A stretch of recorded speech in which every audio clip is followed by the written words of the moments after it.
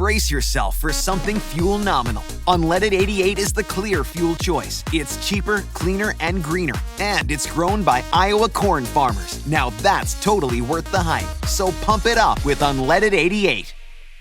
The views and opinions expressed by A Little Bit Culty are those of the hosts and do not necessarily reflect the official policy or position of the podcast. Any content provided by our guests, bloggers, sponsors, or authors are of their opinion and are not intended to malign any religion, group, club, organization, business individual, anyone, or anything.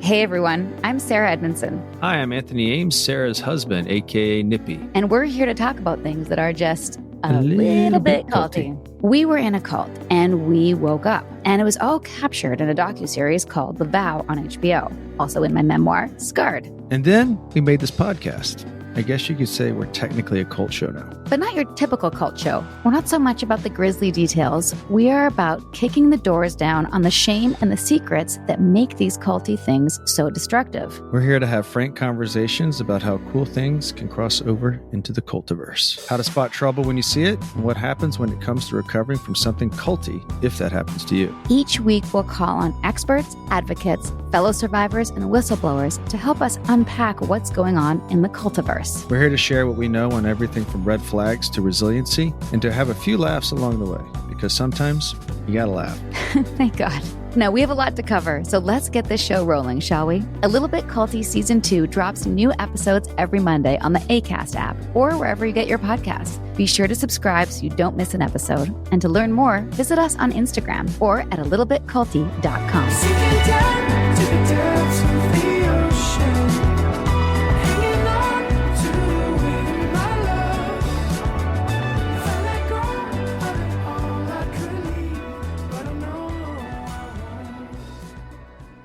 Welcome back, everybody. Episode 2.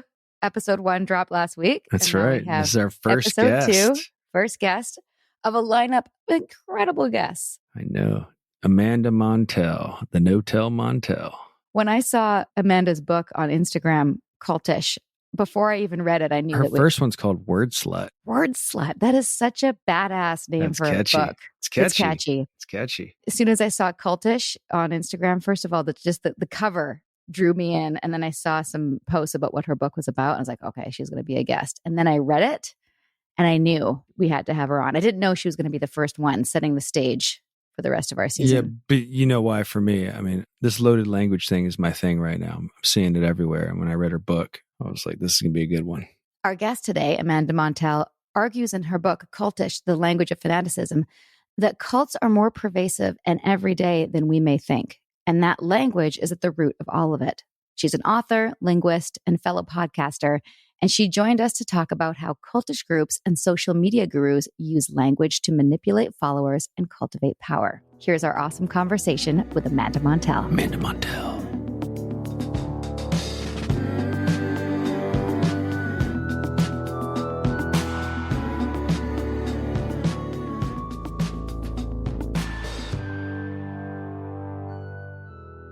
We're going to start, actually, Amanda, with our opening from our mission statement from Nexium, which is at the end. Yeah, I'm surprising you with this because I was like, we don't chant. We never chanted. But at the end, before every class, we would go in a huddle. We'd go, we are committed to our success. That's chant. Stop it. Oh, that is, I know, it's full-blown a chant. Yeah, it's a chant. It may not have like a melody to it. It may not be in a foreign tongue, but that is a chant if I've ever heard one. No. It for sure is. And the mission statement, so embarrassing, which I was looking to send to you, which I put, like I said, I put in storage for my own sanity. It took 5 minutes to go through. And it started with, Nippy, you want to do it with me real quick? I'll never say those words again.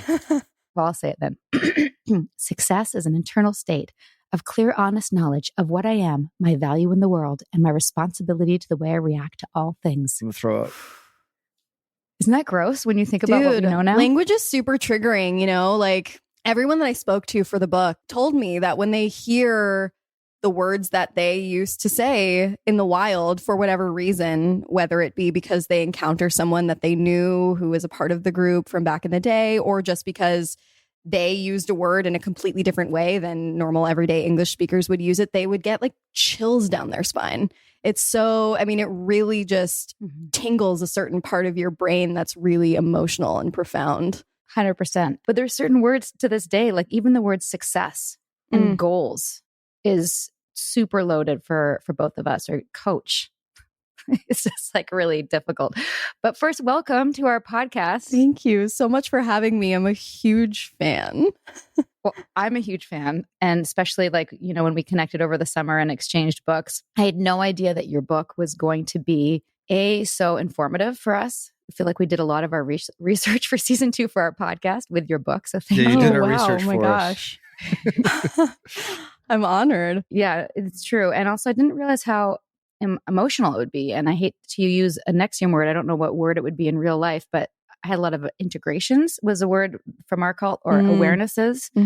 Reading your book, going, like it brought a lot of things together for me in terms of like my own journey and why I got caught up in it and not in other things, and how language played a part in that. So having you on our show kind of lays out the framework of a really key part of why we're doing our podcast, which is educating people as to how these things work. Specifically, what are the tools that hook people? And this episode will be about language, because that's your expertise. Yeah, that's such an important conversation, because so many of the cults, documentaries and podcasts, so much of the sort of more sensational media coverage that you watch will explain cult affiliation, cult membership with vague talk of brainwashing. I talk about this in the book, or some flimsy otherizing explanation of like, they were mind controlled, they were desperate. But it became clear within the first few weeks of researching this book that, first of all, brainwashing is a myth. It's not a real or testable phenomenon. It is not enough to explain how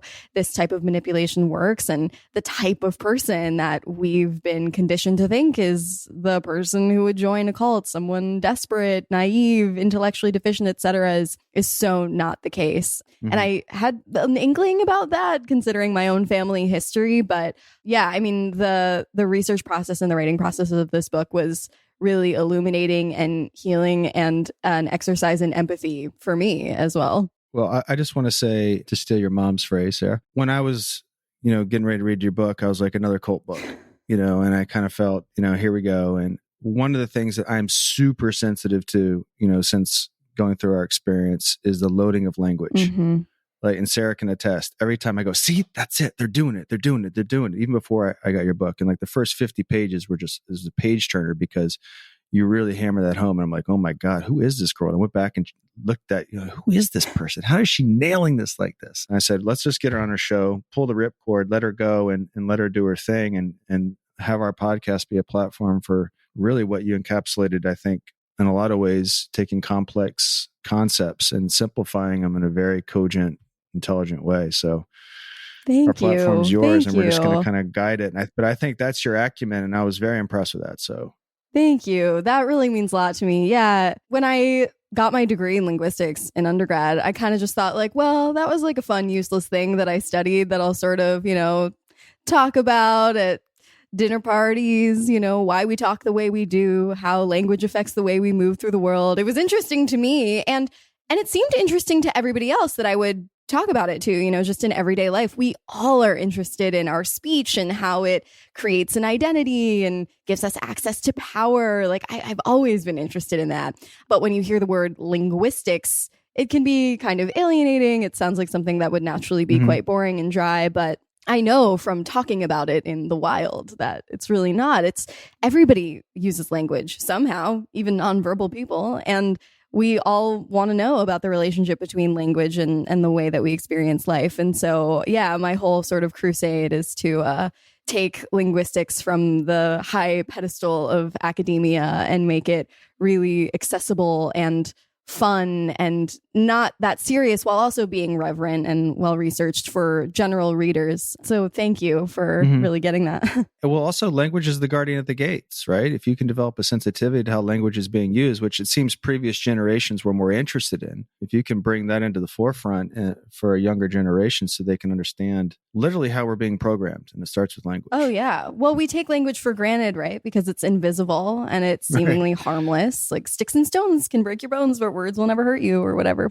Yeah, but it really works really powerfully and invisibly to create our reality, you know? Like without language, there are no beliefs, there is no community, there is no doctrine, there are no cults. So language has always been the lens through which I see the world. Who knows why? Some combination of nature, nurture, whatever made me this very like loquacious, language curious human being. And so, yeah, I've also always been interested in cults and cultish influence because of my dad, which I'm sure we'll talk about in a second. But the most interesting part of his stories to me was always the special language, and the most interesting parts of human nature and human behavior and human community in general to me have always been the language as well. So one thing that I really like about your perspective is that you're an expert. You're not a survivor of a cult, but you approach this with such a, in my experience of reading your book, such a like a curious, compassionate,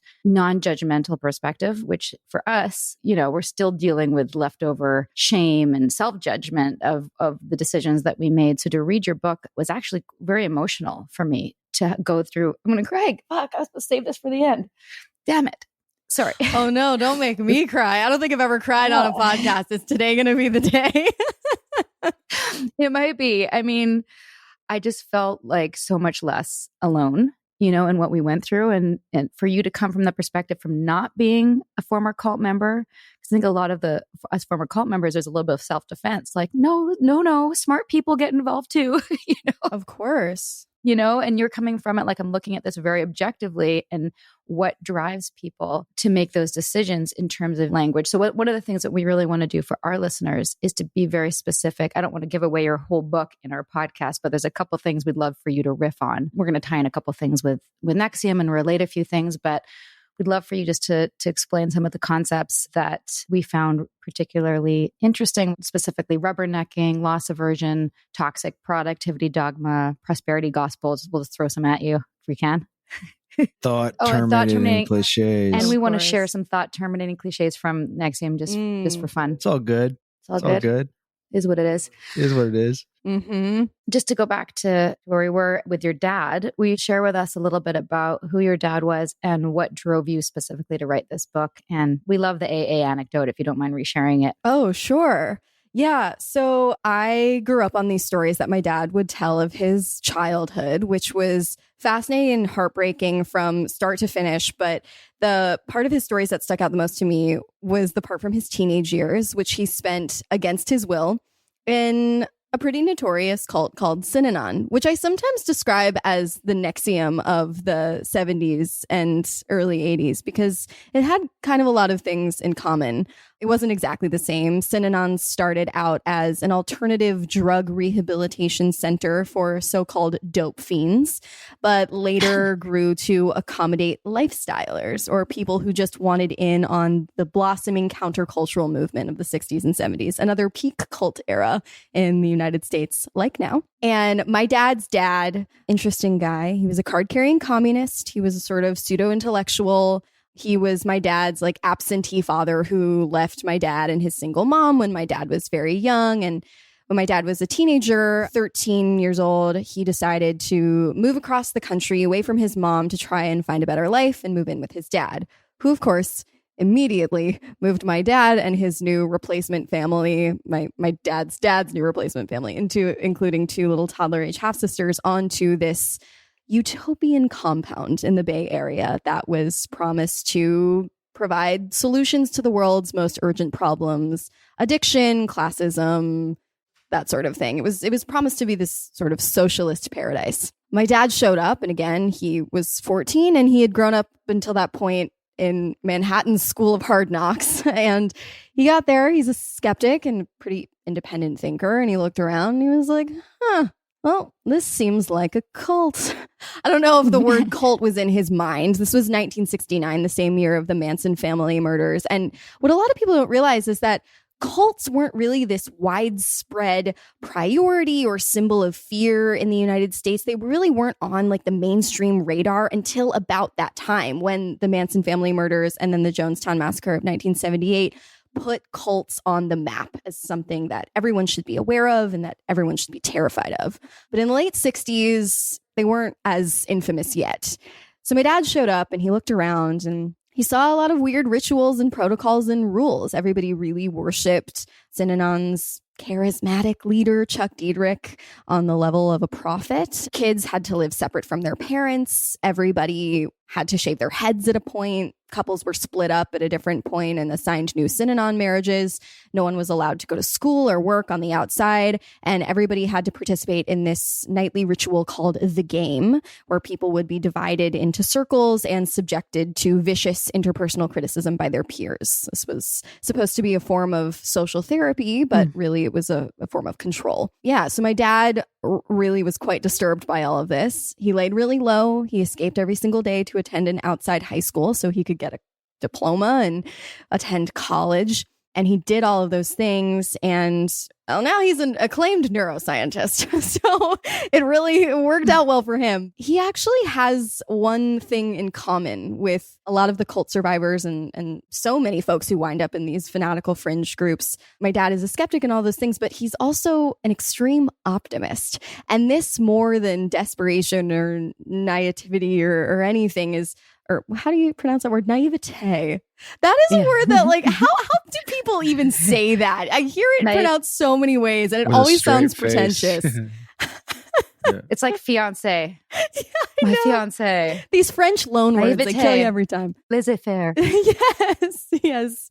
Très chic. No, that's just French. Okay, but yes. So more than desperation or naivete or stupidity or anything, what I've found that a lot of the people who wind up in these groups share is this excess of idealism, this hope that answers to these really urgent problems can be found. And by affiliating with this group, they can be a part of that change. And my dad holds this extreme optimism too. And for him, it plays out in this real forward thinking. He's like full of hope. He's like, the past is the past. You know, Chuck Diedrich, the founder of Synanon, is credited with the idiom, like, today is the first day of the rest of your life. You know, we've all heard that. Oh, he apparently came up with that. And, you know, of course, like all cults, and I'm using scare quotes because in my book, I talk about how that word is so subjective. And there's actually this cultish spectrum that a lot of different groups fall along. But yeah, like all cults have to have something positive to offer or else no one would join. And, you know, that sentiment was something really positive and something that my dad carries with him to this day. But my dad never thought to look back. He never thought to, you know, reflect on his cult experience, really, because he was just always looking ahead until I was born. And I, from an early age, was always demanding that my parents tell me stories. Tell me a story. Tell me a story. And I didn't want to hear a make-believe story. I wanted to hear a true story. And as it turned out, my dad had just this panoply of amazing true stories to share. I think this is what planted the seed of my love of nonfiction. Just the truth is stranger than fiction, y'all. And my dad's stories of his cult experience were just so enrapturing to me. And I think really, you know, honed my journalism skills from a young age because I was like poking and prodding, like, what happened then? Why did this happen?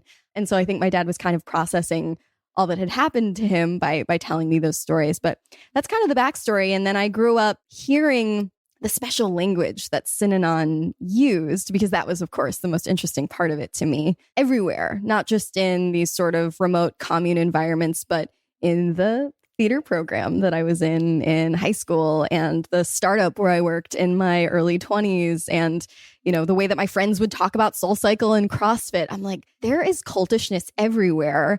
And the proof is in the language. And there was so much, you know, special Synanon language that my dad would tell me about, you know, special terms, lifestylers, dope fiends, the game. Actually, I don't think I've told this story before, but I decided to join some like secret Facebook groups during my research process for Synanon survivors. And these Facebook groups require like an application, like not just anybody can join. They want them to be sort of safer spaces. And as I was applying to join one of these Synanon survivor and like families of Synanon survivor Facebook groups, the first question on the application was name 5 pieces of Synanon jargon. That was like the key. That was like the passcode to tell if someone really knew Synanon or not. And I felt really validated by that because I was like, oh, yeah, this language of cults thing, there's something here. So you got in. I got in. Yeah. And what goes on there shall go with me to my grave. Excellent. Let me circle back to what you referenced in your book, the improper use of the subjective word cult. And I have a couple of things I want to say about that. One is I agree. We agree. Two, I don't know if we've talked about this in our podcast, but in our first 5-day, they taught us that people are going to say that we are a cult in Nexium. And they gave us preemptive narratives to defend how to deal against with it. And what's true about it is actually kind of what you're saying is that it cuts people off at the knees and it's dismissive and it's saying generally it's bad without saying what's bad about it. Exactly. And, right? Which is totally true. And I remember Nancy Salzman saying, if we were murdering people, they'd say we're murderers. If we were stealing, they'd say we're thieves. But by just saying it's a cult, it's not saying what's bad. What's bad? Is it bad to wear sashes? Like, what's bad about it? And when people would say we were in a cult, I got so good at deflecting that. I'd be like, yeah, sure, it's a cult. It's a group of people who we all think similarly, but it's a cult of happy, successful people. So what's bad? Sure. We're happy. We're reaching our goals. Okay. I'm in a cult. And I we guess got am I good at shaving? defending it. And even say things I didn't know this was from Synanon. Like, am I shaving my head? Nope. Am I drinking goat's blood? Nope. Am I wearing white robes? Nope. So what's bad about it? And to the point where, when we blew the whistle and decided to expose it, we had to use the word cult because it's what people would understand to do what they needed to do to inspect it and investigate it and ultimately take it down. But it's still problematic. And one of the things I really got from your book is that I can't not use it anymore because that's the title of our, our podcast, like with yours. Of course. But I also I want to be on part of this train with you of like shining light on what's not really a good word because it's so hyperbolic and it doesn't allow for the nuances of what you do in your book to really understand there is a spectrum. And as I was reading your book, I was like, oh God, I hope she's mentioned Stephen Hassan and his continuum. Yep. Right? Yep. Do you want to explain your understanding of that and how it shaped your analysis? Of course. Well, I was hoping when I began writing the book that my understanding of the word cult would become clearer and more objective, but the opposite occurred. And I by no means think that we should stop using the word cult, just because it can mean something totally different depending on the context, from a group with death and destruction involved to a makeup brand. It can be used to describe these two polar opposites and everything in between. And that's not necessarily bad because language doesn't have meaning without context. And you're right. The word cult can evoke a certain level of stakes for people, and it causes them to really pay attention. Whereas these softer, more academically accepted terms like new religious movement and fringe religion, alternative religion, which are more like politically correct and non-judgmental, they're not going to get that attention. And when you're trying to expose an abusive group, that's not necessarily the time for this like labeling conversation, Right. But yeah, it's interesting, like the origins and etymology and evolution of the word cults really corresponds to our culture's relationship to community and spirituality and identity and meaning. And that relationship in the United States in particular has always been really fraught. So the word cult didn't always have these really sinister connotations. In its earliest iteration, which was centuries ago, it simply meant offerings made to win over the gods or homage to divinity. And then it evolved, in the 1800s to mean a sort of churchly classification along religion and sect. It didn't really gain its sort of more, its darker meaning until the era known as the Fourth Great Awakening, which was this peak new religious movement era in the mid 20th century, 50s, 60s, 70s, when new religions like everything from the Church of Aphrodite to Jews for Jesus started spooking old school conservatives and Christians. And so at that point, cult gained this reputation of, these are quacks, these are kooks, these are charlatans, these are heretics. And then it wasn't until, as I mentioned, the Manson family. Would you say that's when the abuses started becoming evident? And then the moniker, because there's a deficit of language around these kind of things, would you say that the abuses were evident and then it adopted the cult moniker as it kind of has today? Or what would be the reason for that? I don't think so, because what mainstream religion doesn't have blood on their hands or hasn't been guilty of abuse? Right. Like the word cult has been used to describe so many what are now accepted religions in our culture, right? From Catholics to Quakers, which are just about the chillest religious people ever.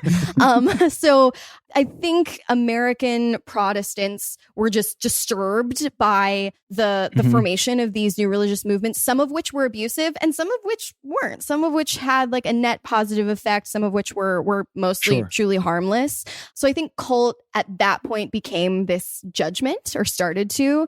And then once the Manson family murders and the Jonestown massacre happened, everybody knew what a cult was, and it was something to hate and it was something to lambast. And ever since then, it's been used as this harsh judgment. You're in a cult. No, you're in a cult. But it's not necessarily specific enough to be able to determine what those dangers on the table are. As you know, you were trained to say like, oh, we're not a cult because we don't shave our heads. We're not a cult because we're not wearing white robes. But that's just the problem, is that sometimes a cult doesn't look like this Midsommar-esque compound. Sometimes it looks like a perfectly innocuous self-help seminar. And that's something that I hope to communicate in the book, is that none of us are immune to cultish influence. Cults don't always look as you think they're supposed to. The word cult is so sensational and so subjective that you really need to look deeper and have your antenna up a slightly more sensitive way to be able to figure out, like, is this group actually harmful? And if so, in what way? Right. And I think, to underscore your point, a lot of people like to think they're immune to these things. I think we should just give them Amanda's book. Yeah, just with the language that they use. And our first module was called Rules and Rituals, right? And it went over kind of what I would perceive as innocuous kind of things about, like, take our shoes what off. we're going to do to establish shoes off, community stuff like that. And I've always maintained, if you were to put 1,000 people on an island, in about 48 hours, you would have some rules and rituals in place just by people's skill sets, just because we need to establish these rules and rituals so we can survive on the island. Tribalism, used well and responsibly, ensures our survival. Just read your history books. 100%. Right? One of the things I like about your book is that you develop kind of a template where people can be sensitive to when these tribalistic groups become abusive, right? And that's right. What do you think that point is? I kind of have my experience, but it was my experience, and your objective coming into it, which is what I love. You're not exactly someone who went through an experience. So objectively, when you looked into these groups, what is it that you found was ding ding? This is when it goes bad.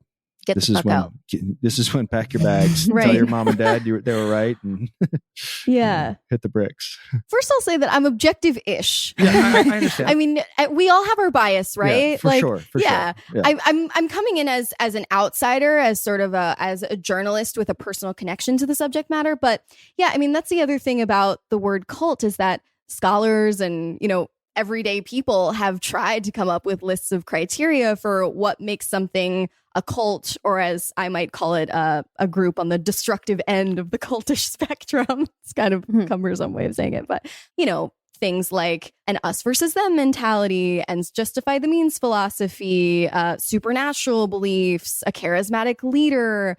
People have come up with all these boxes that you have to check off, but the tricky part is that not every group that has been or could be called a cult will check off every box. Sure. And yet so many mainstream groups, from traditional religions to government bodies to Silicon Valley companies, will check off every single box. So it is really tricky.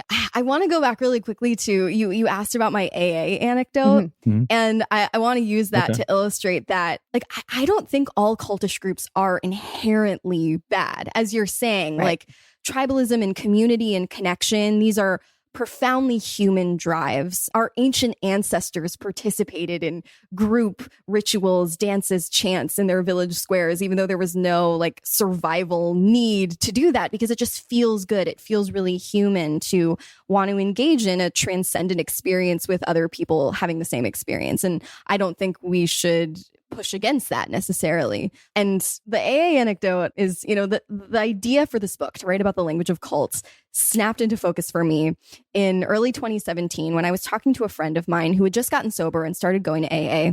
This is my best friend. Like, she and I can communicate without speaking at all.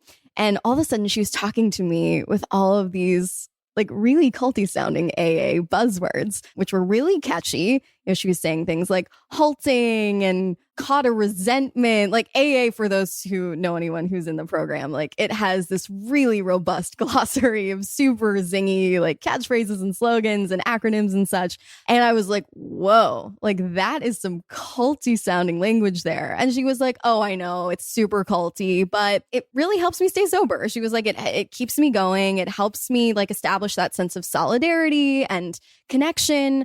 And so that seemed like a form of cultish language that was there for a net positive reason with, you know, it was like eerily conformist, but ultimately was really helping a lot of people. And so I don't think that cultish language necessarily has to be bad. A lot of groups use it in a way that is not, you know, nefarious and abusive. As I've been saying this whole time, like I hear the world with language. Like that's the way that I see people and identities. And so for me, like when a group checks off these different linguistic boxes, these different techniques of cultish language that I lay out in the book, once you check off more and more boxes, it starts to sound more and more abusive. And like anything in life, like there's no good cult, bad cult binary. It is this spectrum. It's like, okay, you have some special buzzwords and mantras and such. It's culty, but maybe it's not so bad. Right. Then once you start to get the loaded language and the us-them labels to establish insiders and outsiders, and then the thought-terminating cliches and the charged euphemisms that are there to obscure truths and encourage conformity and discourage independent thinking. Like once you check off those linguistic boxes, then that's a clue. Okay, this group might be a little too cultish for comfort. And we can talk more about what those precise linguistic features that I just mentioned mean. But certainly from the start, NXIVM seemed to have a lot of them. But of course, like you were saying in the beginning, module 1, you know, that's easy to get on board with. You take off your shoes, you do this, you do that. Like nobody is leading with, you know, like the most destructive, hard to get on board with stuff. Like nobody is leading with DOS or whatever. Right. No one said on day one, and in 12 years, you're going to have the cult leader's initials seared into your flesh. Exactly, because then nobody would ever join. Wouldn't you say that's the initial abuse, though? Right? Like someone who understands language, right? Let's say you understand the language very, very well. And let's say you had bad intent. I'm pretty sure you could come up with how language would be innocuous, bland, even boring at a certain point to get people in. And then at a certain point, you would know when to go, okay, here's where I'm going to do my game, right? And you understand that language as well. So I think the initial abuse came with putting us to sleep with, oh, I can get on board with that. That's silly and corny and whatever. But that to me is the initial abuse, because you're in a lot of ways agreeing to something benign up front, and then the language slowly starts to go. And to your point with the AA, you know, I remember coming home. If you know anything about my family, I'm one of 4 boys, and it's cynics headquarters, right? So when I came back and I was using words like goals and you know, well, why don't you just go out and get the data on where you're good at? My brother was like, "The fuck you talking about? Get the data." Wait, what is that shit? And I was like, oh, I know. I knew not. They were training me not to use that language around them, right? But I even had friends who are like, what is get the data? Is that your cult? Here's the thing. We as human beings, we love a secret code language. We really do. I mean, I don't know if you like spoke pig Latin on the playground as a little kid, but I did. And you were just filled with this instant sense of superiority once you learned how to speak this special language. Like we really crave that. It feels like a snazzy new uniform. It's like, I'm good at something. Like I'm on the right track because I know how to use this language. And you're like dispelling another myth here where it's like, you know, this myth of brainwashing says that you can mind control someone to believe anything with some sort of like system of magic techniques. But it's like, no, you can't do that. You can only give someone license to believe what they already want to believe on some level. You can only sort of like take advantage of their willingness and their openness to want to believe this thing. And who doesn't want to believe that their success is possible or that they can achieve a more heightened version of themselves? And even you had like skeptical family members around you being like, what the fuck are you talking about? But like you wanted to believe it. A lot of us do. And it takes a certain amount of optimism and dreaminess to want to believe that. And the language can really help get you there. And I think what you're getting at where it's like, it's the first level of deception leading with the sort of most innocuous, softest labels and ideology. It reminds me so much of Scientology. A huge inspiration for NXIVM was, the first Scientology courses are called things like communication, like things that anybody could get on board with. Ours too. Second module, communication and a cause. It sounds so like something Basic. that anybody would learn how to do better. Yeah, it's it's plain English. This speaks a little bit to the love bombing aspect, this idea that you're showering someone with attention and with promises to make them feel like inspired, like, oh, hell yeah, like I can get on board with like this new community of people that want to make me a better self. And then of course that love bombing is soon exchanged for control, and gaslighting comes into play, and other kinds of conditioning and coercion come into play. But at first you're filled with inspiration because the language that you're using, special as it is, isn't really communicating what's lying underneath. It's obscuring it. And that's a big part of the deception that you're talking about. When you said snazzy new outfit, I all of a sudden remembered at a flashback too. I don't think we've ever talked about this. When I was in grade 2, I really wanted to become a brownie. Do you know what the brownies are? Like, of course. Right. Yeah. Okay, so I wanted to be a brownie, not because I wanted to learn how to like make fires and like collect. I don't know. I don't even know what you did. Oh my God, brownies. So funny. Brownies are like the little girl's first cult. Yeah. Baby's first cult. Totally. But I wanted to join because I liked the outfits. I wanted the little brown dress and the orange sash that they wore. So I wanted 70s. that. And I wanted to be part of that. See? And this is like part of why I The really loved your cookies. book. It wasn't the cookies. It was the outfit. The Thin Mints and the Samoas, you kidding But like, me? I loved They're your book. cute. It kind of like pulled everything together of my cultish journey. And it's not just with NXIVM. I have a lot of brushes with other groups. And I'm always wondered, why didn't I get pulled into a yoga group? And for some reason, like I had lots of friends that did the Kundalini thing. And I couldn't get my head around the white and the turbans. But somehow, like, I was like, why are sashes okay? And turbans not okay for me? Like, why was that a red flag? And I think largely a lot of the things that were problematic, the red flag issues for me with NXIVM were always trumped by the fact that I had somebody who invited me who I really trusted, right? And was saying, yeah, overlook that.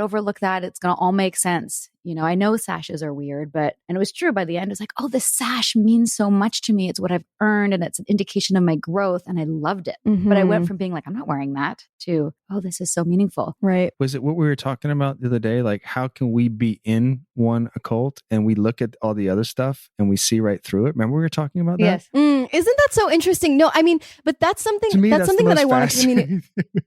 It's so we fascinating, would and see like other I've done stuff it and go, too. Bullshit. Completely. I mean, I've done it too. Like when I think about my own cultish affiliations, my extremely codependent relationship with social media. I used to work in the beauty industry where I was conforming so hard to these really quite predatory standards and practices. I talk about in the book how an abusive one-on-one relationship is really just a cult of one. And I've been in my fair share of those with partners and friends and bosses. Those techniques of manipulation are really similar. They're called something different. In a relationship, it's called grooming. In a cult, it's called brainwashing. Abusive lovers are called these charming narcissists, whereas cult leaders are called charismatic gurus. Like the labeling is different, but the sort of techniques of conditioning, coercion, etc., are more or less the same. And that was an extremely humbling discovery because it's like, oh, even I, as someone who's this like lifelong skeptic, I would never fall prey to the charms of, a power abusive megalomaniac. It's like, oh no, I have. It's just not in the context of wearing a turban. I think too, like the media probably plays a huge role, media coverage, movies, documentaries, in what we think of as a cult. And that plays into some of the defenses that you were taught to give. It's like, oh, we're not shaving our heads, etc. Can you define for our audience what a thought terminating cliche is so we can dig in on that? Of course. So this is one of the elements of cultish language that I talk about in the book. And it's the sort of thing where once Page 85, by the way. Page 85. Page 85. Wow. I believe it. Yeah. It's the sort of thing where once you understand what it is, you won't be able to unhear it. Thought terminating cliches. So this was a term that was coined in the early 60s by a psychologist named Robert J. Lifton and describes a sort of stock expression that's easily memorized, easily repeated, and aimed at shutting down independent thinking or questioning. So questioning, obviously, is the enemy to any cultish group. And so a leader is going to need a roster of phrases to silence or shut down a person whenever they want to express dissent. This episode is sponsored by BetterHelp. What are your self-care non-negotiables? Maybe you never skip leg day or never miss yoga. Maybe it's getting 8 hours of sleep. I mean, that's my personal and everyone's dream, isn't it? Well, I definitely have some non-negotiables. Like, I'm in Vancouver right now, and I'm spending literally as much time as I can outside in nature. Hashtag cold pools, hashtag crushing it. Nature is a non-negotiable. Not enough time in the fresh air and the trees around me, and I start to feel not great, not myself, not grounded. Therapy day is a bit like my nature walks. I try to not miss it, and I know I'm just going to feel so much better all around if I make it a priority. I get so much out of it. It helps me put my worries and anxieties in their rightful place and helps me clear my mind so I can focus on what I really need and sometimes what I don't need. Like, I don't need to be overbooking myself just because I hate to say no to people. You know what I mean? Thanks, therapy. Thanks for helping me see that. And if you're thinking of starting therapy, give BetterHelp a try. It's entirely online, designed to be convenient, flexible, and suited to your schedule. Just fill out a brief questionnaire and get matched with a licensed therapist and switch therapists anytime for no additional charge. Look, even when we know what makes us happy, it's hard to make time for it. But when you feel like you have no time for yourself, non-negotiables like therapy are more important than ever. Never skip therapy day with BetterHelp. Visit betterhelp.com/culty today to get 10% off your first month. That's BetterHelp, HELP.com/culty. The Frankies were a picture-perfect influencer family, but everything wasn't as it seemed. I just had a 12-year-old boy show up here asking for help. He's emaciated. He's got tape around his legs. Ruby Frankie is his mom's name. Infamous is covering Ruby Frankie, the world of Mormonism, and a secret therapy group that ruined lives. Listen to Infamous wherever you get your podcasts.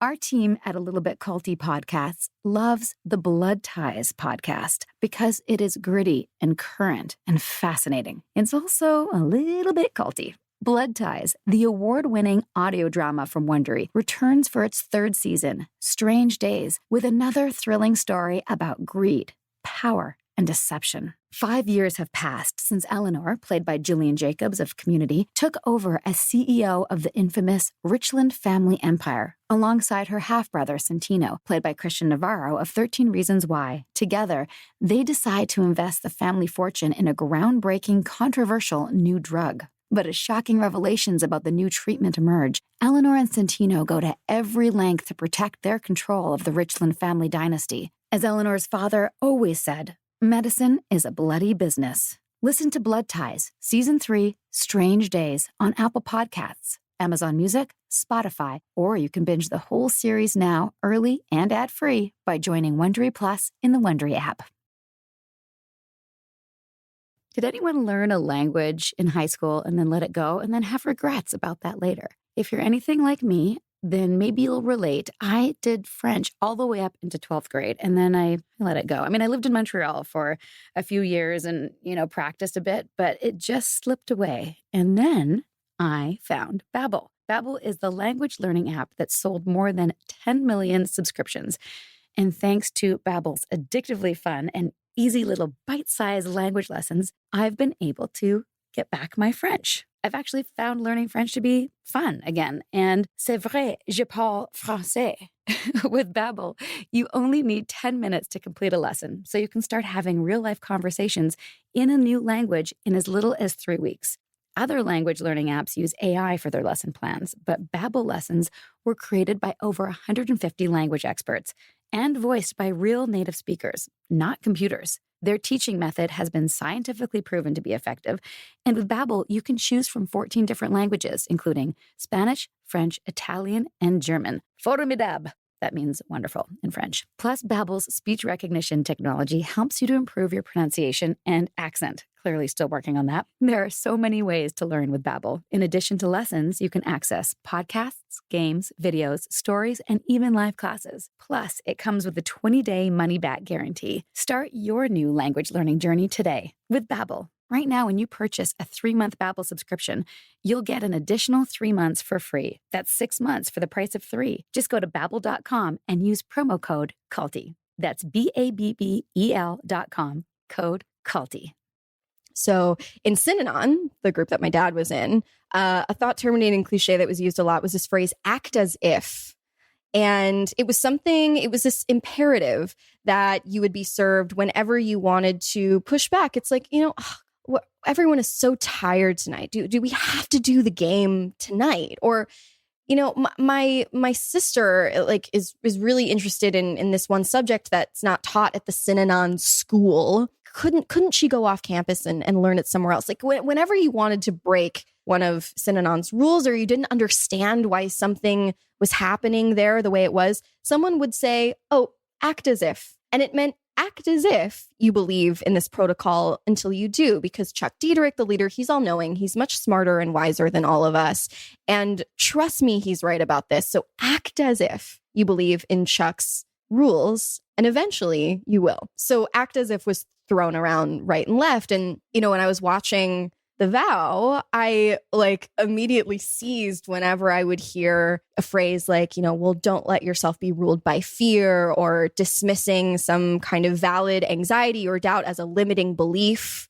That's a classic thought terminating cliche. And they're really useful. They're really compelling because they alleviate cognitive dissonance temporarily, or that uncomfortable discord you feel when you hold two conflicting ideas in your mind at the same time. It's really work to think, to have to reconcile your skepticism and your fear about this thing that you want to believe in so badly. And it's a relief not to have to. So when you have a question again, or want to express some kind of dissent, and somebody serves you with one of these really, catchy stock expressions, you get to kind of relax for a while. And thought terminating cliches also show up in our everyday lives. You mentioned one earlier. It is what it is. Boys will be boys. Everything happens for a reason. And when a cultish group has too many of these, and they are used really frequently, anytime someone has any form of skepticism to express, that's a huge red flag. Stephen Hassan, who was one of my first interviews for my book, said to me,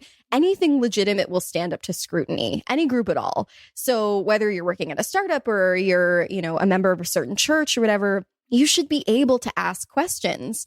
And if you're hit with a thought terminating cliche every time, again, that's a sign that this group might not be so healthy for you. We actually wrote a list of, just off the top of our head, of a few. Can we read them to you? Goody. I would love to hear them. Yes, please. I hear Nancy's voice going, what's going on for you that you're bringing that up right now? That'd be one. It's just a viscera. Just a viscera. So we talked about how the visceral reactions we had, it's just a viscera. It doesn't mean it's actually something to be concerned about. You're just having a visceral reaction, which was parallel to, you seem reactive. Have you talked to your coach about that? How does that relate to your life issue? Why don't you journal on it? How did you cause that? It's mini gaslighting. It's like, well, I it's can gaslight you. gaslighting. I can gaslight you in a little sentence. There's some things, and Sarah and I, when we saw The Vow, we were shocked at some of the stuff that we were seeing. There was one that I paused and I was like, did he just fucking say that? He's like, if it's true for you, therefore it must be somewhat true. And I was like, what the fuck? Who says that shit? Yeah. So he was, but he had certain people. He was a master. Totally. I mean, some of those really remind me of a thought terminating cliche that was used a lot in Shambhala Buddhism, which is another cultish group that I talk about in the book. People sometimes ask me, how did you meet all your sources? I conducted dozens and dozens of interviews with cult survivors, cultish survivors. People are like, how did you meet them? I'm like, I live in LA, baby. You can't go to a birthday party without running into someone who was in some kind of cult. And truly, my Shambhala Buddhism source I met at a party at my boyfriend's old roommate's house. And I sat down with her the next day and conducted this 2-hour interview. And she was telling me about how, she lived on this sort of pseudo-Buddhist compound that ended up being pretty predatory and abusive, and was the subject of a New York Times expose, as is so often the case. And their thought terminating cliche that used a lot is, why don't you sit with that? And it was a bastardization of a key Buddhist teaching, which says to drive all blames into one. And I won't get into the Buddhist philosophy, but what I hear in Nexium language, which is what I hear in a lot of sort of new agey groups, Scientology, so many of these new age spiritual cults on social media, is that they combine the language of therapy, of the DSM.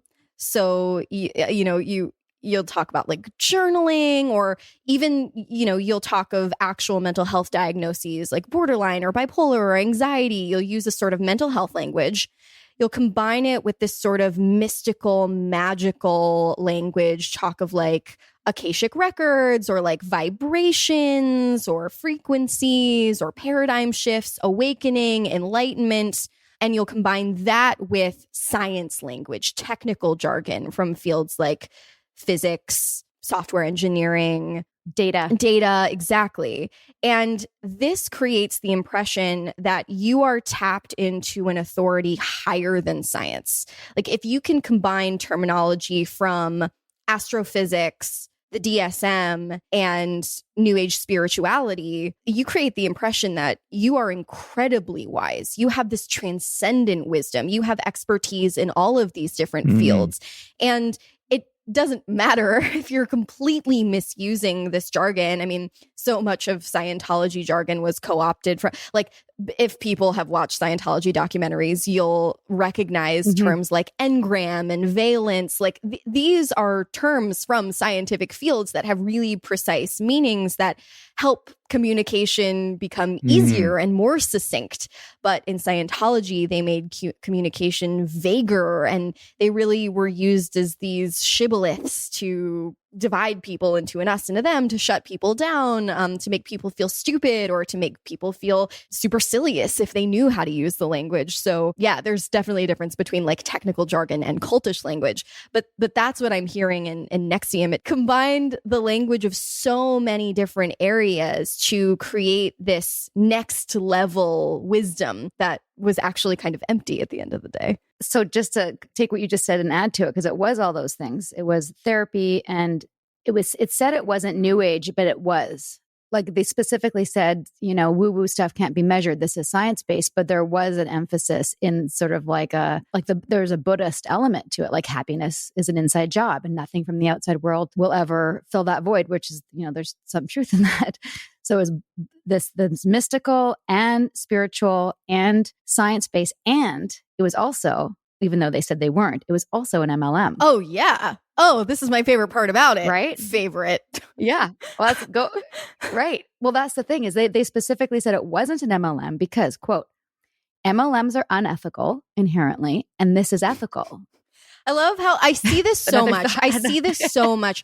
Like, someone will say things like, "Oh, I wouldn't be a therapist if I were unethical." Like, it's like, what? That doesn't make sense. But MLMs will say this can't be a pyramid scheme. Pyramid schemes are illegal, as if just because something is illegal means you aren't doing it. Like, even if you didn't, it makes no sense. It's like, I mean, before marijuana was legal, I was still smoking it. Like, something can still exist, and you can still be doing it, even if it's illegal. You can even be doing it without the knowledge that thing is illegal. You like, just naming something as ethical doesn't make it ethical. Oh, for sure. Right. I mean, it's this campaign to make you mistrust your reality. Like, people use the word gaslighting so willy-nilly on the internet. Like, it has completely lost its meaning in some ways. But yeah. I think people just use it to mean like lying or like mistreating other people in literally any type of way. But gaslighting, for the record, is this campaign to, manipulate someone into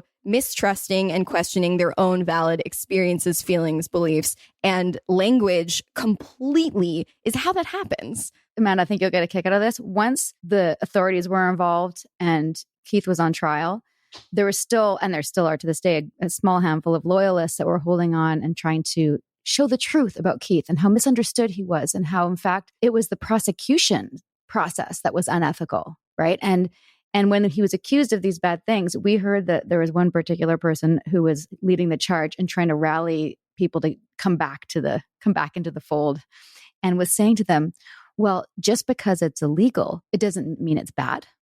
So because Keith was being charged with illegal things, I mean, and citing things like marijuana, like there was a time when it was illegal and it wasn't bad. So just because Keith had underage sex, does that mean it's bad?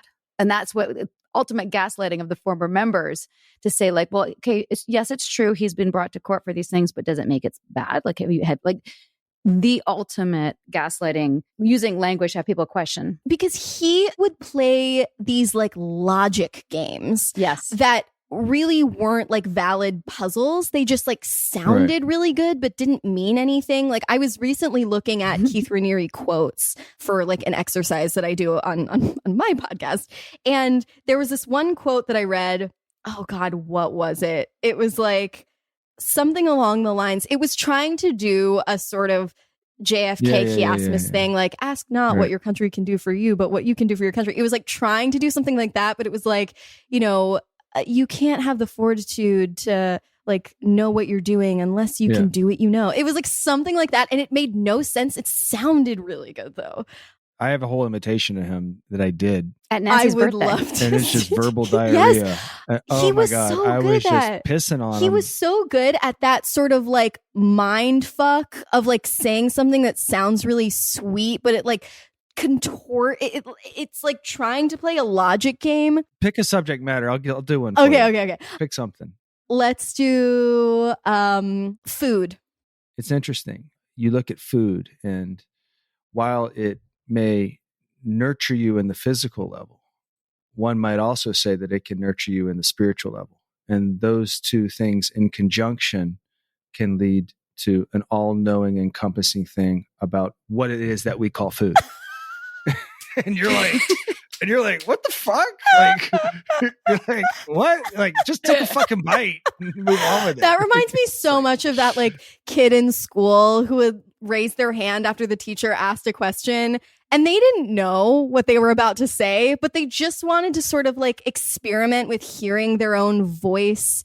And like, we never know. This is the thing. This is the amazing thing about the human mind. We never know what we're going to say when we open our mouths. Like in a way, we don't have free will. Like I open my mouth and I don't know what the fuck is going to come out. And it's amazing that we ever say anything that makes any sense, but it takes someone with a certain amount of hubris and megalomania to open their mouths on a stage on any topic and like wax authoritative on it in the way that he did. That's why I think anyone who runs for president has a fucking 1,000%. I agree with you. I completely agree. I think, why the fuck would you want that job? And people, you know, this is so funny talking about social media and stuff. And what makes you think you're going to do something better than the I'm so with you. I'm so with you. Before you, and like I think that's the blinking light. You're so right. We were talking about social media before, and it's like, you know, we all again are being incentivized to create our own mini cults on Instagram, etc. And anytime, this has only happened a couple times, when someone has sort of like in earnest accused me of like building my own little cult on Instagram or whatever, it's funny because like the second you start to defend why you're not a cult leader, you immediately sound like one. Also, it's just like, honey, I am too lazy. I am too like, I like to sleep too much. And I don't, I just don't have what it takes to like start to run for president or start a cult or any of that. It's just like, I just want to be left alone. But that whole exchange you just had, I had a question from your book that we call that word salad. I would wonder if that's a term that you use because I didn't hear it in your book or I didn't read it. Is that something I didn't talk about you use in your linguistics? Word salad. I mean, in linguistics, like during my studies of linguistics, I would hear word salad in the context. I think there's a technical term for it that that's escaping me. There is a technical linguistic term for word salad, but it applies to when someone has like a brain injury that affects the part of their brain responsible for aphasia. It's something like that. And then like they with a stroke. Yeah, exactly. Or like a car crash or something. And yeah, aphasia or apraxia. I forget. Oh my gosh. My linguistics professors would be so disappointed. But I know what you're saying. You'll sort of take like a grab bag of terms that don't really mean anything when you put them all together in that way, but create this suppression of authority. I mean, it's kind of like what Trump would do. Like he just had this roster of loaded buzzwords that he would rely on and mix and match. And it wasn't even about what he was saying. It was about the delivery and about what the audience wanted to hear. Just going back also to the MLM thing, which we didn't really finish. That was what pulled for me your whole book together. Different concepts that I hadn't recognized their historical background in terms of MLMs, Christianity, the prosperity gospel, toxic productivity dogma. I know this is a lot to throw at you, but because that was really a big pull for me with NXIVM. Obviously meaning, community, that was the foundation, but then it also became about like being the best version of myself. And you were never really allowed to stop. I mean, you could, but then you'd be shamed or punished. Like there was no vacation. Here's a thought terminating cliche. Why would you vacate from your life? Oh, these are good. Right? Oh, man. Right? I just remembered that once. I was always doing 2 or 3 things at once. Mm-hmm. That's abusing language too. Yeah. 100%. But can you kind of give our audience like understanding what the toxic productivity dogma is, the prosperity gospel, how those two concepts relate? Yeah, of course. So what we know as the American dream has evolved a little bit over the centuries, but the MLM industry is basically like this blown out, almost spoofed version of the American dream that ultimately derives from the same like Protestant ethic and the same workplace history as our regular dignified labor market. So in the book, I talk about the history of the Protestant ethic and how it evolved from Calvinism and even earlier to the values that we have as Americans working and trying to become our best selves and trying to ascend the corporate ladder, but also trying to strike out on our own as individualists, all of that we know today. And yeah, I mean, the prosperity gospel is this idea that, God helps those that help themselves. We have like so many phrases that we hear and use in our everyday lives that we don't even realize marry the idea of religion with the idea of money and finances and wealth. Like the sacred stock market bell. And we even think of monetary blessings. It's such a strange thing to say like, oh yes, I'm blessed with this beautiful house. It's the idea that like God cares not only about your moral successes, but your financial successes. And that if you have achieved a certain level of wealth, that means that God loves you. And even if you are not a Christian, not a religious person at all, this value system has been deeply embedded. And so the prosperity gospel has evolved over time, but it's basically landed us in this place where we're in this almost toxically positive culture where we truly believe that the American dream is accessible to anyone.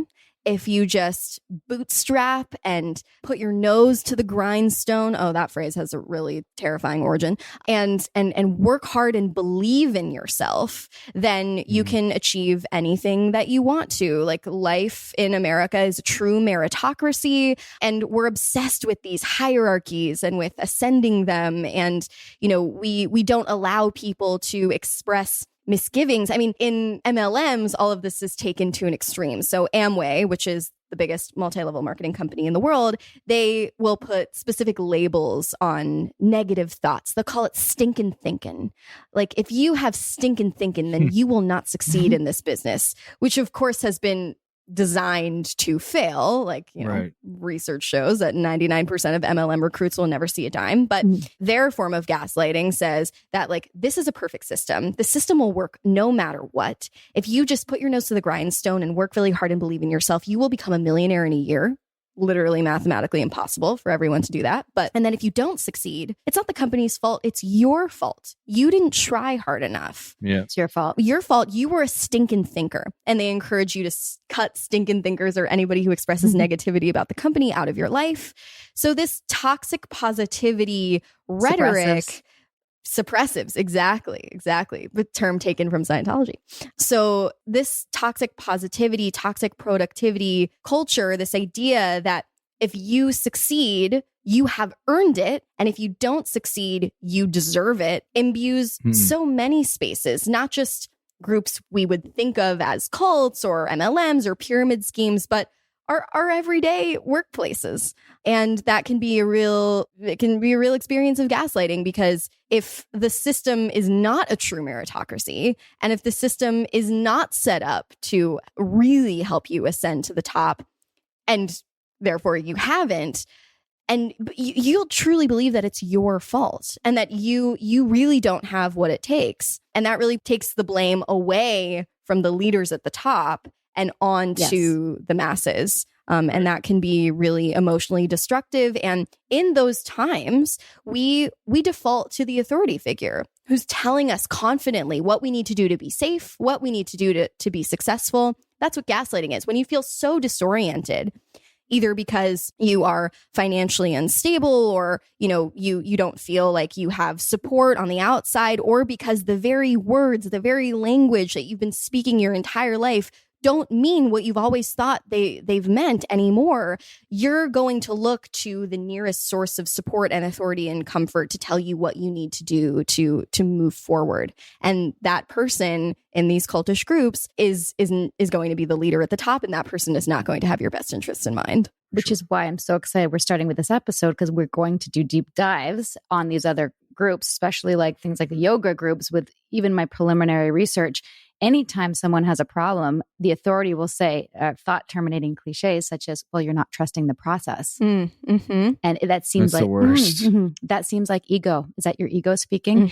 So before we read your book, we had read something about the concept of a closed loop system of logic, right? Which keeps people in the loop of the logic of that the cult created with the education that was laid out. Exactly. So, and it doesn't matter if it's yoga or Nexium or Scientology, if you're agreeing to that and agreeing to, because you're above me in this ranking system, I'm going to trust in you and trust that anytime I'm uncomfortable, I will go to you and you'll tell me what's right. That's problematic. Our team at A Little Bit Culty Podcasts loves the Blood Ties podcast because it is gritty and current and fascinating. It's also a little bit culty. Blood Ties, the award-winning audio drama from Wondery, returns for its third season, Strange Days, with another thrilling story about greed, power, and deception. 5 years have passed since Eleanor, played by Gillian Jacobs of Community, took over as CEO of the infamous Richland family empire, alongside her half-brother Santino, played by Christian Navarro of 13 Reasons Why. Together, they decide to invest the family fortune in a groundbreaking, controversial new drug. But as shocking revelations about the new treatment emerge, Eleanor and Santino go to every length to protect their control of the Richland family dynasty. As Eleanor's father always said, medicine is a bloody business. Listen to Blood Ties, Season 3, Strange Days, on Apple Podcasts, Amazon Music, Spotify, or you can binge the whole series now, early and ad-free, by joining Wondery Plus in the Wondery app. This episode is sponsored by BetterHelp. What are your self-care non-negotiables? Maybe you never skip leg day or never miss yoga. Maybe it's getting 8 hours of sleep. I mean, that's my personal and everyone's dream, isn't it? Well, I definitely have some non-negotiables. Like, I'm in Vancouver right now, and I'm spending literally as much time as I can outside in nature. Hashtag cold pools, hashtag crushing it. Nature is a non-negotiable. Not enough time in the fresh air and the trees around me, and I start to feel not great, not myself, not grounded. Therapy day is a bit like my nature walks. I try to not miss it, and I know I'm just going to feel so much better all around if I make it a priority. I get so much out of it. It helps me put my worries and anxieties in their rightful place and helps me clear my mind so I can focus on what I really need and sometimes what I don't need. Like, I don't need to be overbooking myself just because I hate to say no to people. You know what I mean? Thanks, therapy. Thanks for helping me see that. And if you're thinking of starting therapy, give BetterHelp a try. It's entirely online, designed to be convenient, flexible, and suited to your schedule. Just fill out a brief questionnaire and get matched with a licensed therapist, and switch therapists anytime for no additional charge. Look, even when we know what makes us happy, it's hard to make time for it. But when you feel like you have no time for yourself, non-negotiables like therapy are more important than ever. Never skip therapy day with BetterHelp. Visit betterhelp.com/culty today to get 10% off your first month. That's BetterHelp, HELP.com/culty. Meals bring people together, but for many families, providing their next meal can be a challenge. You can help by participating in Macy's annual Feeding the Hungry food drive. All proceeds go toward local food banks and families. Now through January 31st, you can purchase an icon in-store or online, or watch out for the blue Feeding the Hungry shelf tags, where a portion of your purchase will be donated to local pantries. Together, we can combat hunger in our local communities at Macy's. Because you're not able to reference an outside source. Like, you can't skip rank. You need can't an go outside outside. source. Like, the system of truths, that like universe of reality has been established with language for you. So you can't go outside of it. And that is exactly like you're saying, really problematic. I mean, in terms of like the yoga groups and stuff, I open the book Cultish with a story from the Kundalini Yoga cult, the Happy, Healthy, Holy organization. This was the first interview that I did for the book, and it just like stayed at the top of it because it was so compelling. This story offered an example of one of these loaded words that was like a real English phrase that was slowly and deliberately twisted to mean something different in the context of the cult, that forever made that ex-member shudder and also served to manipulate her while she was inside of it. And the phrase was old soul. So old soul to the rest of us is like a compliment. It means someone who's wise beyond their years.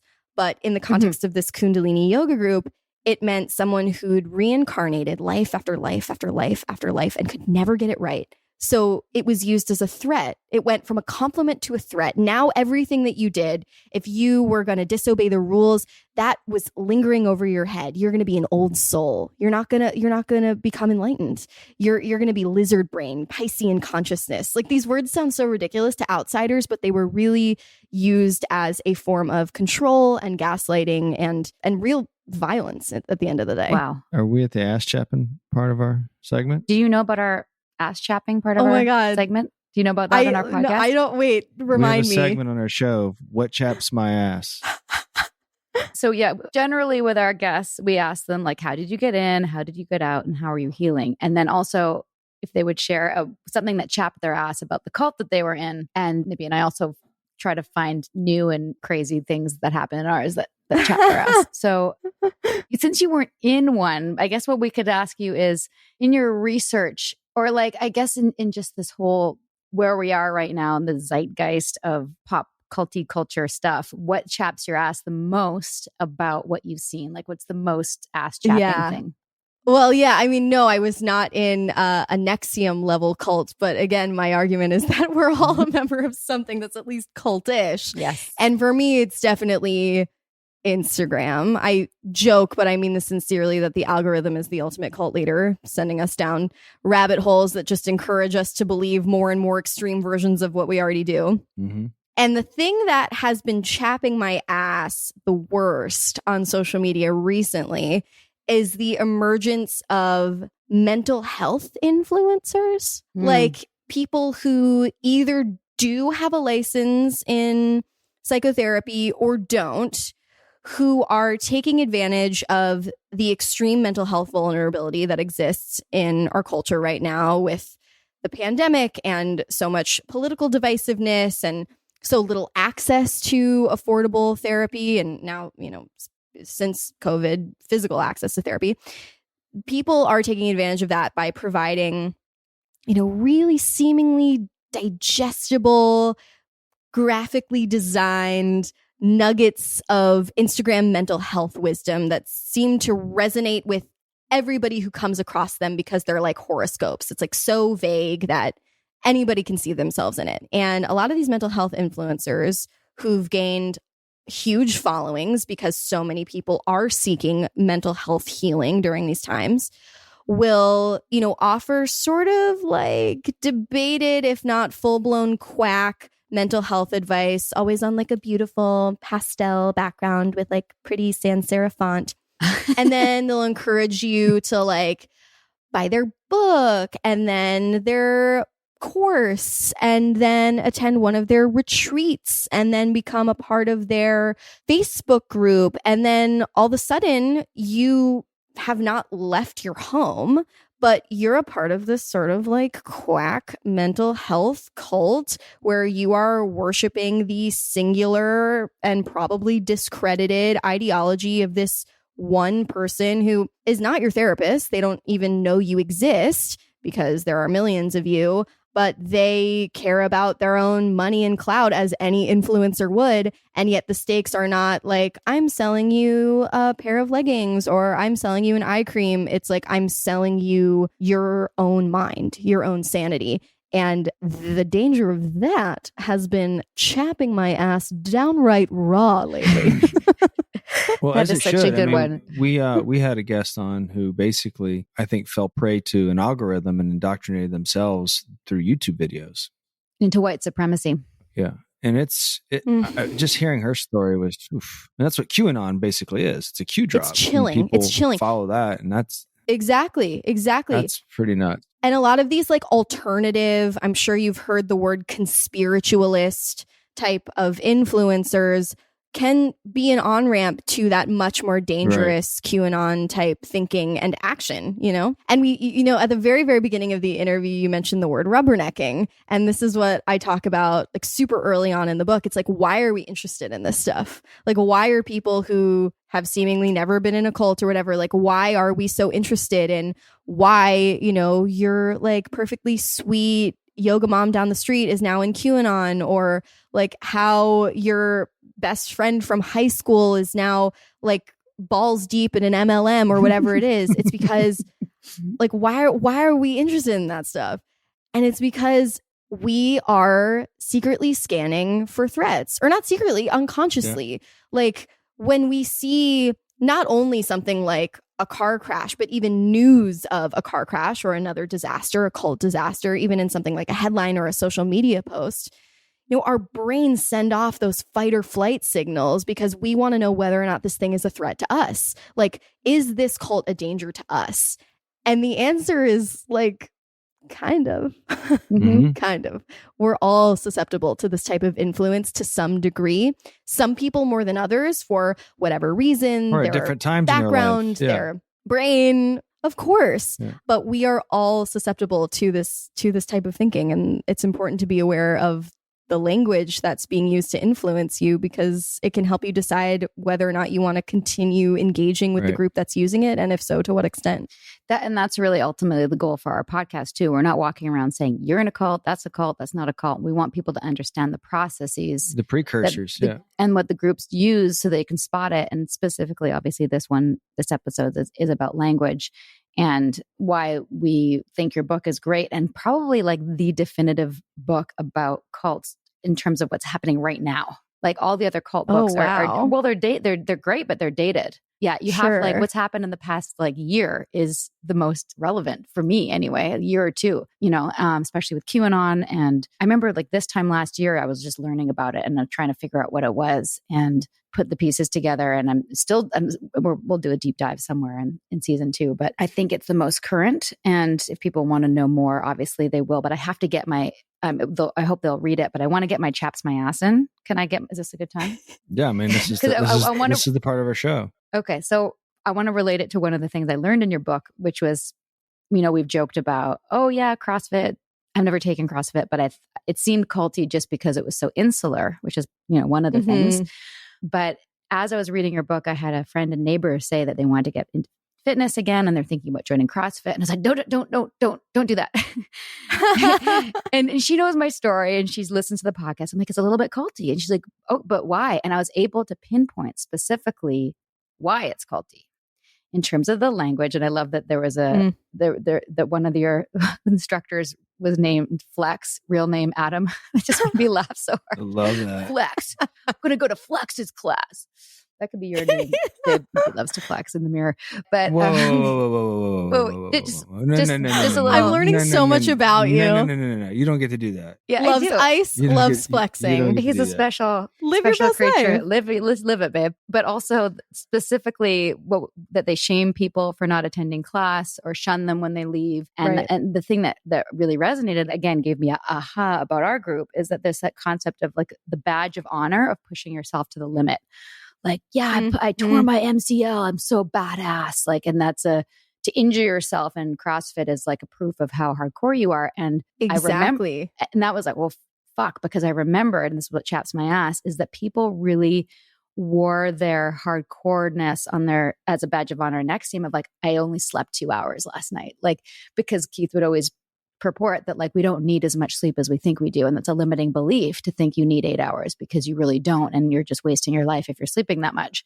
That's the toxic productivity, right? And you're so right about that. Like in CrossFit, they have literal mascots called Pukey, which is like puking or even like peeing on the floor because you've been working out so hard, is exactly like you're saying, a badge of honor. People even enter like kidney failure because they're working out way too hard in CrossFit, and there's a mascot for that too. But it reminds me of too, like in Scientology, there were all these wacko things that they would do with language. L. Ron Hubbard was a real visionary with the cultish language stuff. But yes, if you want to put it that way. He was just a freaking sci-fi nerd who took it way too far. But anyway, I remember there was this one, my Scientology source told me this story about how there was a course called Key to Life. Think about how loaded that sounds.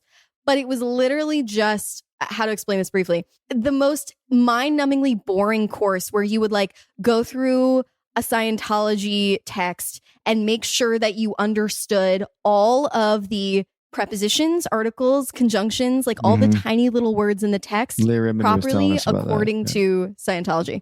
Yeah. And I'm just like, and it was like exactly what you're saying, a badge of honor to have graduated from Key to Life because you had dedicated so much time and tediousness to the group. I think they would have lost me there because I'm so bad at stuff like that. That would have been my out. Like, I'm dyslexic. You would have been like grammar. I don't know. Yeah. No, you're safe from Scientology then, I think. Yeah, I think I'm safe from a lot of things. But I think also what helped me kind of pull myself together in reading your book and why it was profound for me is that I've been a little bit like, what am I now? Like what people have said to me, like, what do you do now? I'm like, well, I do a little bit yoga, but I'm not part of a yoga community. You know, I drink my celery juice, but I'm not selling it. You know, I meditate a little bit, but I'm not part of a group. I mean, I think staying away from groups in general will probably be a big part of like the rest of my life. We don't I'm have very, time for very groups. skeptical. We also have kids. So like, yeah, what are we going to do? But what was the word you used? Like the mix and match? This is a Tara Isabella Burton word. The remix. Yes, remix. Religiously remixed. I'm going to remix and I'm okay with that. And I'm remixing and I'm taking from here and there. And I love what you said about like when you come home and you're still yourself and you're not all in on anything. And I think what I got from the book, and I don't want to give away the ending for our readers, but for me is like not feeling bad about my quest for meaning and my quest for community. And, you know, I've been pretty like open about that from the beginning. Like people always say, well, what were you going for? What did you think you were getting into? And I've used the word community and Nippy has been like, oh, I don't really, what did you say about the community? I mean, I didn't really like that many people in it. So he didn't really like the community, like but it was 10 people I liked. It was more for you about the community of people you thought were in line with your values. With what we're doing. Yeah. So the sense of purpose, and not feeling alone in that. And I really loved your journey in understanding this stuff, laid it out for people that that's okay to like, what you want to wrap up your own book in your own words. But I wanted to really thank you for that because it made me feel less alone. It made me feel not judged. It made me feel like, yeah, this is a crazy world. We're all lost sometimes. And there's nothing wrong with that. So thank you. Totally. We are all lost. Like this is a really confounding, overwhelming, existentially crushing, but also really inspiring universe. And it's like the oldest thing in human existence to want to learn, like, why am I here? Like, what is my purpose? How can I spend these few years I have on this fucking flying rock? And sometimes we want to participate in something a little bit culty in order to find those answers. And that is not necessarily bad. When someone at the top takes advantage of those profoundly human cravings, that's bad. But as long as we can be aware of what that might look and sound like, then of course we can participate things that are a little cultish here and there in an attempt to, like fill a hole or find what we're looking for. And maybe we never will, but it's worth it to try. Or explore your curiosity. Yeah. It's important to be curious too and not be too cynical. And there's a fine balance Oh, completely. Like a little cynical, but a little curious. If my dad were too cynical, he would have never become who he is. Can you tell us, Amanda, like some of the things for our listeners where they can find more of you, your Instagram, your book, your podcast, all that stuff? Sure. Yes. Right. If you would like to join my little mini cult, you can find both of my books. Cultish and Word Slut is my first book, wherever books are sold in, physical copy, ebook, audiobook, whatever you want. You can find me on Instagram at Amanda_Montell. And then I also have a podcast that just wrapped up its first season called Sounds Like a Cult, available wherever you get your pods. Awesome. I'm going to be one of your followers now. Yeah, we so appreciate your time, Amanda. This is like, thank you, Amanda. I'm so glad we had the extra week to prepare because there's just so much in your book that's so juicy. I mean, we could really talk for hours. Well, thank you so much for having me. I've been really looking forward to this, and I really admire you both so much. And yeah, I'm just really excited about it. And I'm sure that readers of Cultish will just like freak out. Actually, one of my close friends is like an absolute stan of your podcast. And when I told them that I was going to be doing this, they like flipped a lid. So people in my world are going to lose it. Oh, goody. Well, consider us followers. We'll be senior coaches in your group. Likewise.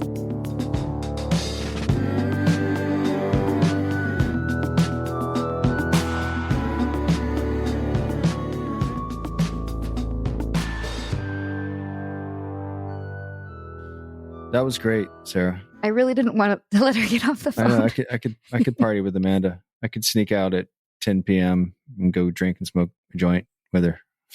I would too. Maybe we'll do that when we go to Silver Lake. I'm so glad she wrote this book. I really do feel like it's the definitive It's great. Current book for what's happening in the cultiverse. Than the traditional, somewhat more academic ones that we've been reading. So kudos to Amanda Montell. Yes. Kudos to Amanda Montell. I'm excited to give one of her books away and do an Instagram live with her and just abuse this social media cult that we have to be a part of. Seriously. To get our word out. What do you want to do now? Yoga class? Green juice? I'm going to do some CrossFit. So thanks everybody for joining us. And if you want to be a really good student and get that gold star or the next stripe on your sash, you can watch Lula Rich on Amazon. And I would also recommend downloading on Audible or reading Cultish, which we've just been talking about, because both of those things will give you an incredible foundation for our conversation with Roberta Blevins, one of the whistleblowers on the MLM leggings scandal that is rocking the nation. A leggings scandal. It's a dangerous cult. Oh, yeah. When you get leggings involved. See us next week. Next week. Bye for now. Sinking down to the depths of the ocean. I'm hanging on to the weight of my love. If I let go of it all, I could leave, but I know I won't. Let's keep the conversation going. We'll be back soon with more episodes of A Little Bit Culty with more experts and survivors. And sometimes experts who are survivors, as well as some familiar faces from The Vow from HBO.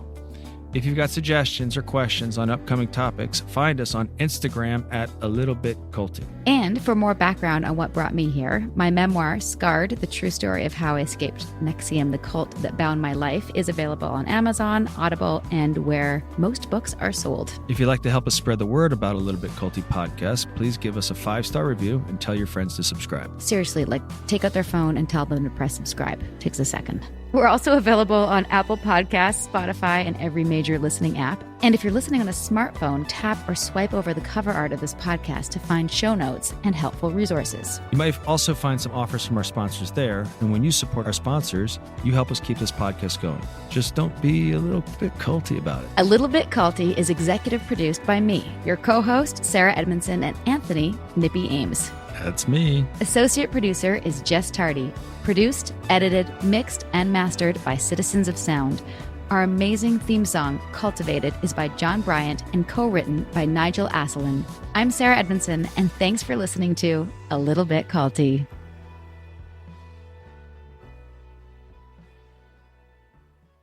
What is your pre-show ritual? I mean, yeah, occasionally I'll probably have a on stage. It loosens you up, doesn't it?